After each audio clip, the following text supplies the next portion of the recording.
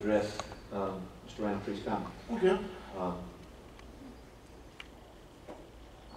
what we have done is we've had the professionals from LSC 3 to come down and meet with the library staff, as well as county manager, and initially myself and Twine. And we sat back and we went through, I think, probably about a 5 or 6 page document, addressed typical things that you would see in a library, and each one of those areas we addressed what would be a likely amount of square footage that would address, for example, a computer area. How much square footage would we believe that we needed there? How many computer terminals? The children's section, what did we believe the square footage would be sufficient for that? I'd say that Mr. Chappell and Graham and myself, we did have some input, but we had library staff there who knew far more about library occupancy and usage than we did. So we did a lot of listening, but we did have some input. They took that information back and did a rough draft. They brought that back, met with the library staff again. I don't know if Toby and Greg met with it, but I didn't meet the second time.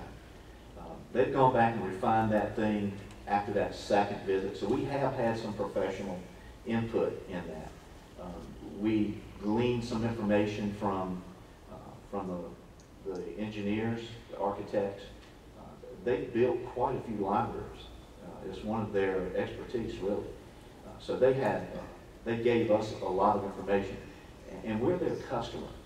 So they have addressed us in that format to be good listeners.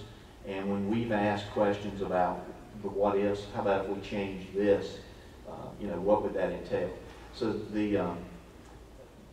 they took the recommendations or the dialogue from those 2 meetings, went back and said, well, if you do all of this, your square footage will be 8,100 square feet. I'm real close on that number.